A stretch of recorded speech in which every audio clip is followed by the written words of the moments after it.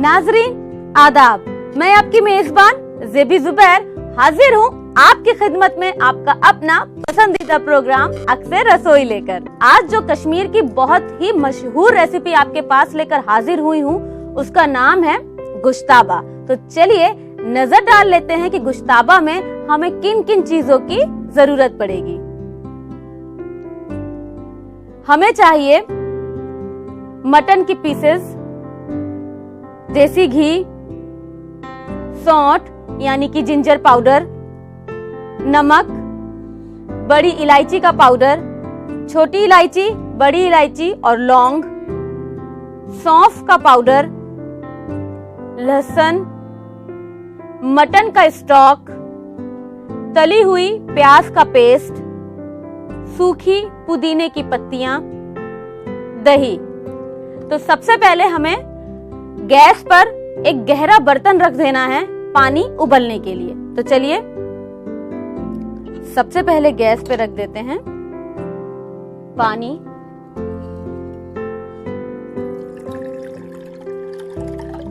इसमें हमें अपने मीट के बॉल्स को उबालना है। गैस को ऑन कर देते हैं।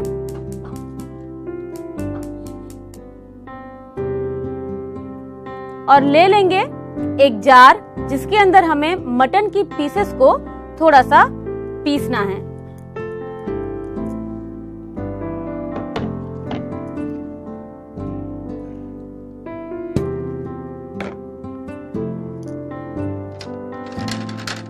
चलिए, मटन की पीसेस जितनी छोटी कटी हो उतना अच्छा है। यहाँ मैंने 2-2 इंच के इस तरीके से पीसेस कट किए हैं। इनको डाल लेंगे हम इस तरीके से ब्लेंडर में। इसमें डाल देंगे हम घी, तकरीबन 1 चम्मच,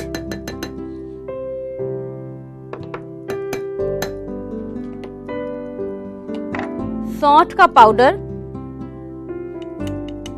1/4 टीस्पून, बड़ी इलायची का पाउडर तकरीबन 1 टीस्पून, नमक हस्बे जायका,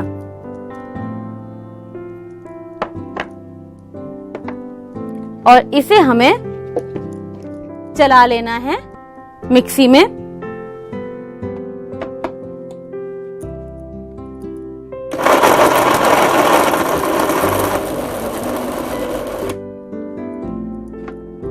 एक बार देख लेंगे।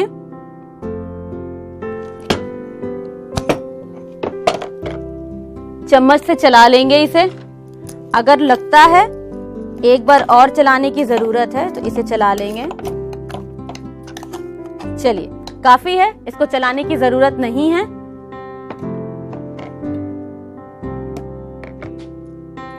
इसमें डाल लेंगे पानी कटोरी में, क्योंकि हमें पानी की जरूरत पड़ेगी हथेली पर लगाने के लिए।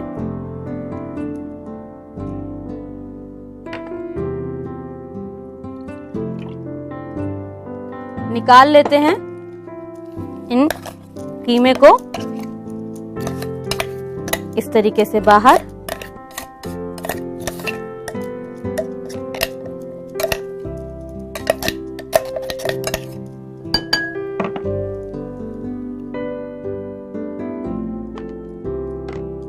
अब लेंगे इस तरीके से,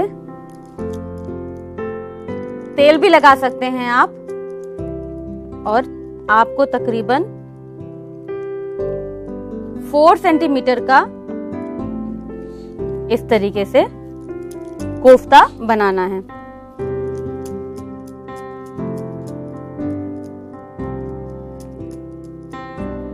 मटन की जो पीसेस आप इसमें इस्तेमाल करें, कोशिश करें कि वो बिल्कुल सादी हो, उसमें चिकना ना हो।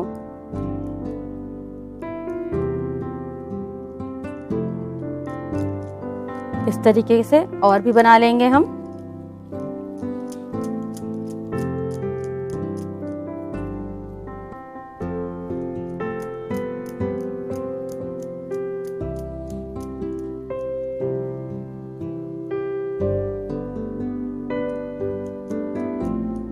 पानी देखिए अच्छी तरीके से खौल चुका है। एक इस तरीके से चम्मच लीजिएगा और उसको फिर इस तरीके से डालिएगा पानी में।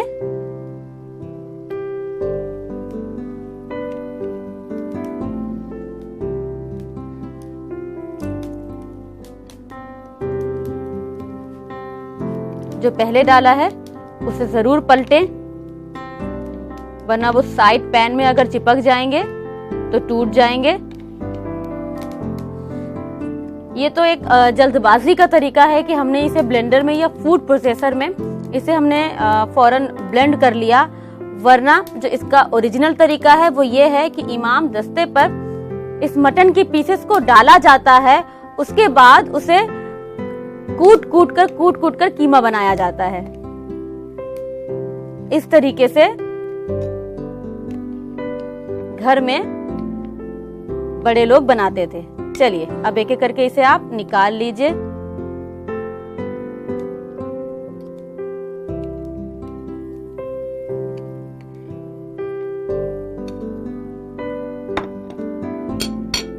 अब पानी उठा के हम रख देंगे एक तरफ और चढ़ा लेंगे अब हम एक दूसरा गहरा बर्तन। अब इसके अंदर हमें डालना है सबसे पहले घी।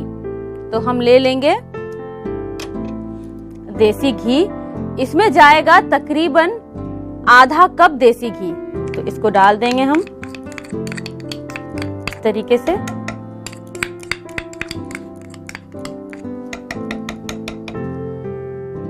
और साथ ही इसमें हमें डालना है ये दही। दही की ही ग्रेवी होगी तो दही ज्यादा जाएगा। तो इसमें तकरीबन हमने लिया है ये हंकड़ यानी कि लटका हुआ दही। 2.5 कप दही को लटकाएंगे तब वो इतना दही बचेगा। तो इसे अब हम डाल देंगे।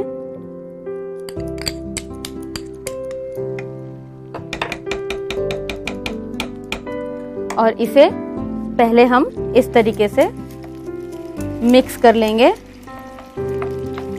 घी में। और साथ ही ये मटन का स्टॉक है, यानी कि 2-3 पीस मटन को आप कुकर में खूब बॉईल कर लीजिए और उसका पानी निकाल लीजिए। इस तरीके से डाल देंगे मटन का स्टॉक और दोबारा से दही को इसमें हम मिक्स करेंगे।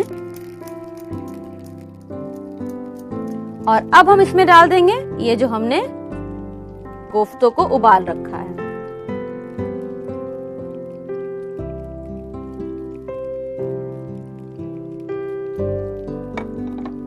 और इसे हमें बॉईल करना है तेज आंच पर। कोफ्तों को डालने के बाद बहुत ज्यादा चम्मच ना लगाएं, इस तरीके से कढ़ाई को पकड़ करके यूं हिलाएंगे तो कोफ्ते अपने आप पलट जाएंगे। चलिए अब इसे हम बॉईल कर देंगे। तो इसको छोड़ देंगे कि 3 से 4 मिनट ये बॉईल हो जाएं। तब तक हम वो मसाले निकाल लेते हैं जो अब हमें इसमें डालने हैं। चलिए अब एक एक करके इसमें डाल देते हैं मसाले। 1 से 2 बड़ी इलायची, 4 छोटी इलायची, 2 से 3 लौंग और इसे कर दें धीमा भी।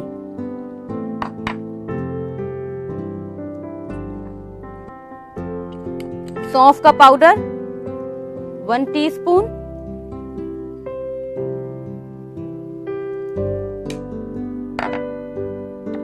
सौंठ का पाउडर यानी कि अदरक का पाउडर 1 टीस्पून,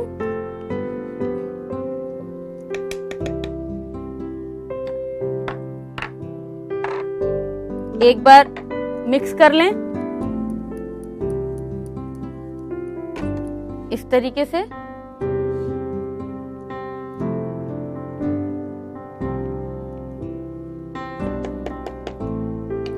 साथ ही ये लहसुन जिसको इमाम दस्ते पर आपको क्रश कर लेना है, ये 1 टीस्पून।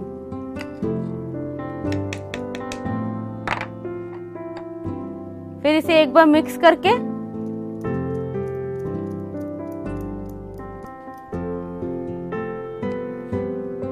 इसे ढककर हमें पकाना है थोड़ी देर कि अदरक लहसुन का यानी कि जो सौंठ का पाउडर और हमने लहसुन डाला है क्रश्ड, उसका अरख ग्रेवी में अच्छी तरीके से आ जाए। तो इसको हम ढक देंगे धीमी आंच पर तकरीबन 6 से 7 मिनट के लिए।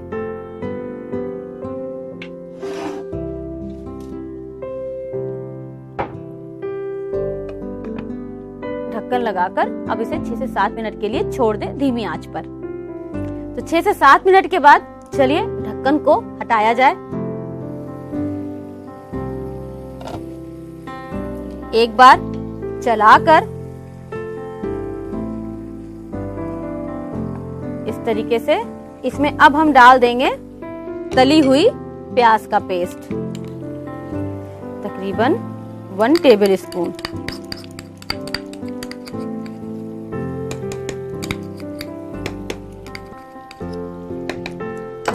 और इसे इस तरीके से कोफ्तों को एक तरफ करके ग्रेवी में यूं मिक्स कर दीजिए।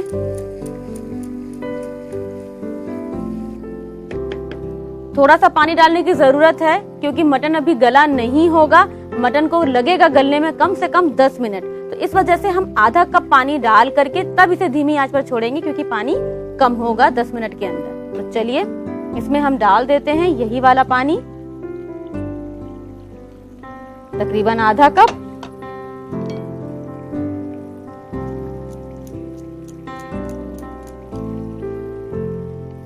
और एक बार नमक चेक करके, नमक क्योंकि हमारी ग्रेवी में अभी नमक नहीं गया है, नमक सिर्फ कोफ्तों में ही है। अब इसमें डाल देंगे नमक हस्बे जायका,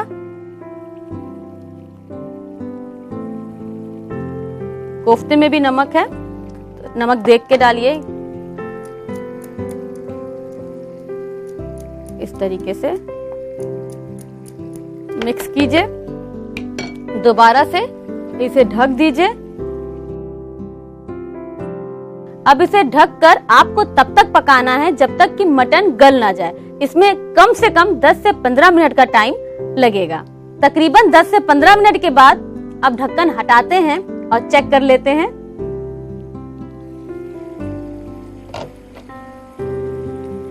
आप देख सकते हैं घी पूरी तरीके से ऊपर आ गया है और हमारे कोफ्ते भी अच्छी तरीके से सॉफ्ट हो चुके हैं और ग्रेवी भी ये देखिए गाढ़ी हो गई है। तो इसे अब हम बंद करते हैं और इसे सर्व कर लेते हैं।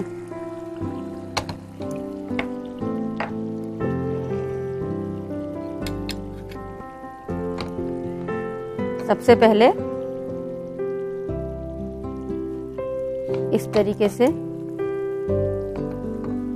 ग्रेवी को निकालेंगे।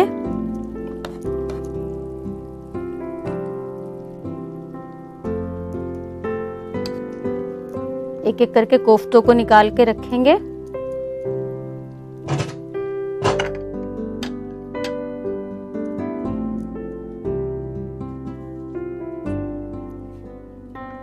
इस तरीके से उसके बाद जो हमारी बची हुई ग्रेवी और मसाले हैं वो हम ले लेंगे। अब इसे किनारे करके हम अब इसमें डाल देंगे सूखे हुए पुदीने की पत्तियां। तो आपको पुदीना पत्तियां तोड़ लीजिए धो करके और एक पेपर में उसको बिछा करके रात भर छोड़ दीजिए। सुबह उठ करके आप देखेंगे कि पुदीने की पत्तियां अच्छी तरीके से सूख गई हैं। अगर आपके पास उस वक्त सूखी हुई नहीं है, जल्दी का काम करने के लिए पुदीने की पत्ती को तवा गरम कीजिए, बंद कीजिए। जब तवा इतना टेम्परेचर हो जाए कि हाँ अब पत्ती जलेगी नहीं, उस वक्त पत्ती को उसके ऊपर रख के छोड़ दीजिए। पत्ती भी अपने आप करारी हो जाएंगी। तो अब इन सूखी हुई पत्तियों को पहले आपको इस तरीके से कटोरी में ही क्रश कीजिए।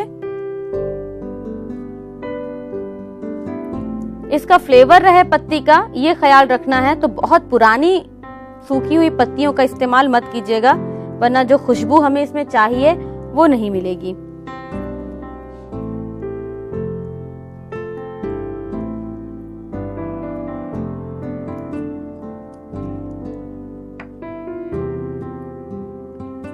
तो ये लीजिए बनकर तैयार है गुश्ताबा।